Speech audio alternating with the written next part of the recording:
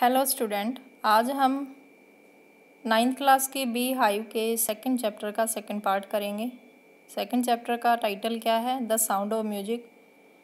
और इसका first part हम कर चुके हैं, जो एक स्कॉटिश म्यूजिशियन एवलाइन ग्लेनी के बारे में था। और सेकंड पार्ट है इंडिया के एक लेजेंड म्यूजिशियन बिस्मिल्लाह खान के बारे में।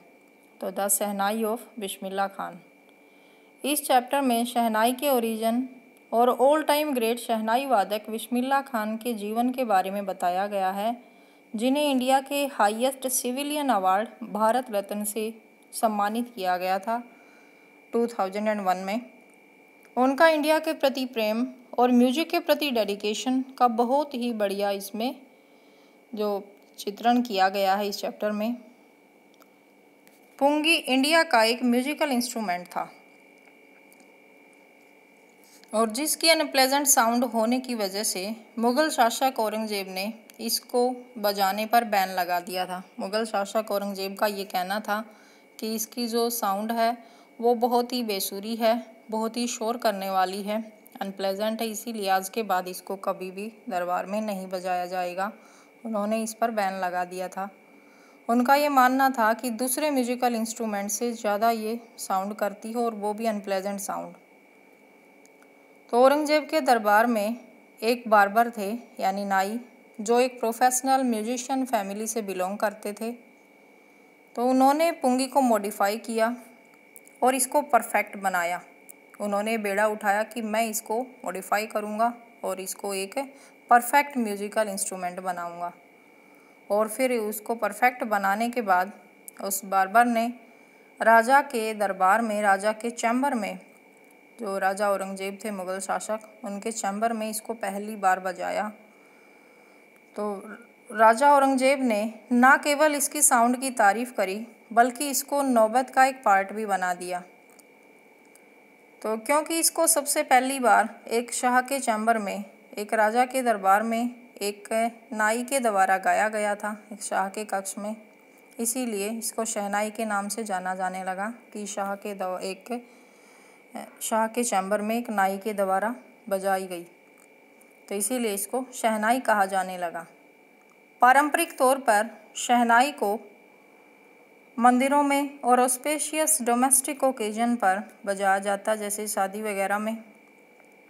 लेकिन इसे इंडिपेंडेंट म्यूजिकल इंस्ट्रूमेंट, यानी कि बिना किसी दूसरे इंस्ट्रूमेंट की मदद के बजाया जाए, तो ऐसा यंत्र ये नहीं बनी थी। तो इसको बिस्मिल्लाह खान साहब ने इस मिथ्या को तोड़ा कि इसको किसी दूसरे म्यूजिकल इंस्ट्रूमेंट के साथ ही बजाया जा सकता, अकेला नहीं बजाया जा सकता। तो इस मिथ्या को तोड़ने का, इस मिथ को ब्रेक करने का काम किया बिस्मिल्लाह खान साहब ने। उन्होंने इसे एक इंडिपेंडेंट इंस्ट्रूमेंट के रूप में इसका प्रयोग किया। तो बिस्मिल्लाह खान साहब के जीवन के बारे में देखते हैं। बिस्मिल्लाह खान साहब पैदा हुए थे बनारस के एक म्यूजिशियन घराने में, बिहार राज्य के डुमरांव में 21 मार्च 1916 में पैदा हुए थे। जब इनकी एज 5 वर्ष थी, उस समय ये बिहारी जी के टेम्पल में जाते थे और भोजपुरी चैत्य गाते थे। इनकी इतनी सुरीली आवाज़ थी कि इनकी आवाज़ सुनकर वहीं भोजपुरी के एक लोकल राजा ने इनको इनाम दिया, और इनाम में दिया एक बहुत बड़ा लड्डू, और वो लड्डू था 1.25 किलो का, 1 किलो 250 ग्राम का। 6 वर्ष की उम्र में ये बनारस चले गए और वहाँ अपने मैटरनल अंकल यानी मामा जी अली बख्श के गाइडेंस में इन्होंने ट्रेनिंग लेना शुरू कर दिया, शहनाई की ट्रेनिंग। और इसके जो बढ़िया नौशिन्स थे उनको उठाना इन्होंने शुरू कर दिया और शहनाई की प्रैक्टिस करना, उसका अभ्यास करना शुरू कर दिया। तो ज़्यादातर टाइम ये गंगा नदी के किनारे बैठकर शहनाई का अभ्यास करते थे, इसीलिए उनके जो म्यूजिक का थीम्स है वो गंगा नदी के फ्लोइंग वाटर की साउंड से बहुत ज़्यादा प्रभावित है। 1930 में इलाहाबाद में ऑल इंडिया म्यूजिक कॉन्फ्रेंस ने इन्हें बेस्ट परफॉर्मर का अवार्ड दिया। इन्हें 1961 में पद्मश्री से सम्मानित किया गया, 1968 में पद्म भूषण से और 1980 में पद्म विभूषण से।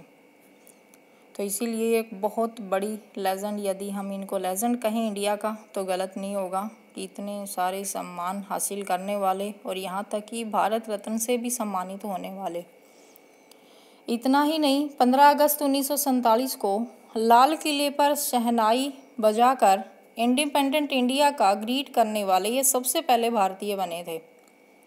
उस समय के जो प्रधानमंत्री थे पंडित जवाहरलाल नेहरू, इन्होंने इनको इनवाइट किया और उनके भाषण से पहले बिस्मिल्लाह खान ने शहनाई बजाकर क्योंकि ऑस्पिशियस मौके पर शहनाई को एक ऑस्पिशियस मौके पर बजाया जाने वाला इंस्ट्रूमेंट बना दिया गया था, तो इसीलिए इससे बढ़िया ऑस्पिशियस ओकेज़न और क्या हो सकता था कि हमारे देश को आज़ादी मिली। और सबसे पहले शहनाई बजाकर इन्होंने ग्रीट किया अपने देश के इंडिपेंडेंट को। और फिर जवाहरलाल नेहरू साहब का जो स्पीच था वो उसके बाद हुआ था। और 1938 में जब लखनऊ में ऑल इंडिया रेडियो का उद्घाटन हुआ तो उसका उद्घाटन भी इन्हीं की शहनाई से ही ओपनिंग हुई थी उसकी भी, कि सबसे पहले बिस्मिल्लाह खान साहब की शहनाई बजी थी ऑल इंडिया रेडियो पर। तो इसीलिए ये अपने देश का एक बहुत बड़ा लेजेंड थे। तो इसके अलावा इनको बहुत सारे ऐसे मौके मिले कि जब ये अपने देश से बाहर जाकर कहीं बहुत ही ऐशो आराम और बहुत ही ऐसी पैसे कमाने वाली ज़िंदगी ये जी सकते थे, लेकिन इन्होंने हर एक मौका ठुकराया, क्योंकि इनको अपने देश से और ख़ास तौर पे गंगा नदी से बहुत ज़्यादा प्रेम था। यूएसए में लिंकॉन सेंट्रल हॉल में परफॉर्म करने वाले सबसे पहले भारतीय थे और तेहरान के एक ऑडिटोरियम का नाम इनके नाम पर है, ताहर मौसिकिल उस्ताद बिस्मिल्लाह खान। तो बिस्मिल्लाह खान साहब बनारस और डुमराव से इतना प्यार करते थे कि इन्होंने एक स्टूडेंट के द्वारा दिया गया ऑफ़र भी ठुकरा दिया। उस ऑफ़र में क्या था?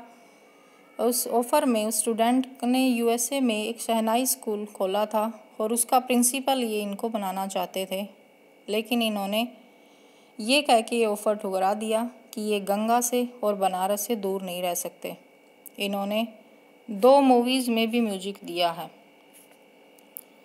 वो मूवीज़ थी गूंज उठी शहनाई और एक तमिल फ़िल्म सनाधि अपन्ना, ये तमिल की मूवी थी। लेकिन ये ग्लैमर के आर्टिफिशियल वर्ल्ड में खुद को एसोसिएट नहीं कर पाए। इनके लिए म्यूजिक जीवन की आत्मा था, सोल ऑफ हिज लाइफ। तो इसीलिए वो म्यूजिक के प्रति इन्होंने अपना पूरा जीवन समर्पित किया। ऐसे ऐसे सम्मान इन्होंने हासिल किए, भारत रत्न, पद्म विभूषण, पद्मश्री, पद्म भूषण और ओपनिंग सेरेमनी अपने इंडिपेंडेंट इंडिया की और ऑल इंडिया रेडियो की। तो ये ऑल टाइम ग्रेट शहनाई वादक बिस्मिल्लाह खान साहब, जिस समय इनका जन्म हुआ था तो उस समय इनके दादा रसूल खान ने इनको देखते ही बिस्मिल्लाह ऐसे बोला था। बिस्मिल्लाह का मतलब अल्लाह को याद करना, तो इसलिए इनका नाम उस समय बिस्मिल्लाह ही रख दिया गया। तो उस नाम पे बिल्कुल खरे उतरे वो और इंडिया के एक रत्न बने। तो इनके जो इस लेसन से रिलेटेड जो इम्पोर्टेंट क्वेश्चन है वो है इनकी लाइफ से रिलेटेड, कि इनका बचपन कहाँ गुजरा, किस तरीके से, किसके गाइडेंस में। तो अपने मामा अली बख्श खान के गाइडेंस में ये एक इतने जो बढ़िया शहनाई वादक बने। ये था अपना लेसन।